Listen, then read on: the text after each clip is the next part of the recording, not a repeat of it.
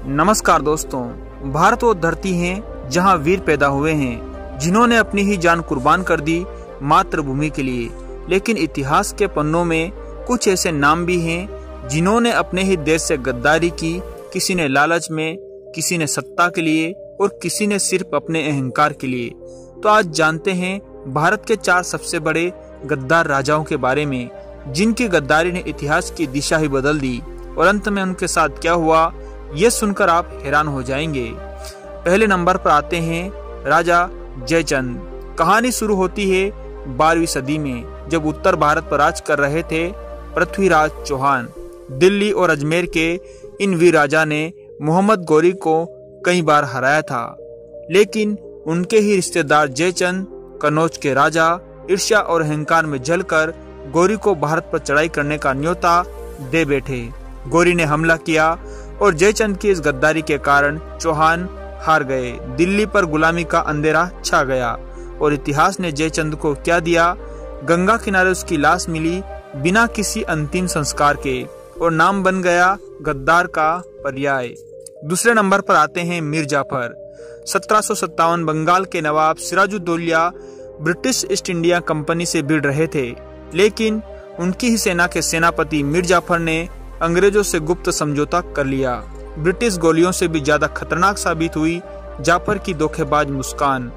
प्लासी की लड़ाई हारी गई और भारत की गुलामी शुरू हुई। मीर जाफर को अंग्रेजों ने कुछ दिन नवाब बनाया, फिर अपमानित करके हटा दिया। आखिर में वो अकेला मर गया, बीमार और पछतावे में।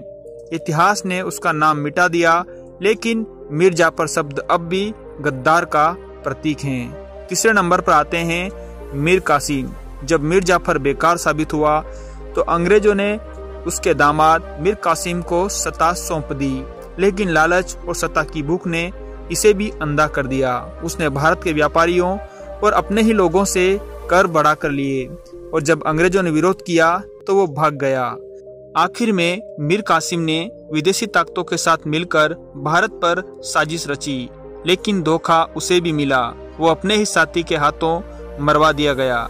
गद्दारी का फल हमेशा मौत ही होती है, और मीर कासिम इसका जीता जागता सबूत है। चौथे नंबर पर आते हैं राजा मान सिंह।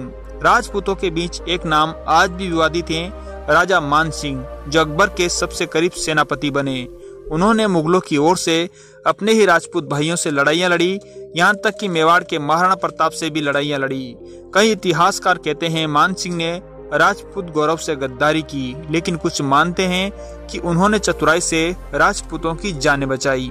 परंतु इतिहास में जब कोई अपने धर्म और भाइयों पर तलवार उठाता है तो नाम चाहे कितना भी बड़ा क्यों न हो, गद्दारी का दाग मिटता नहीं है।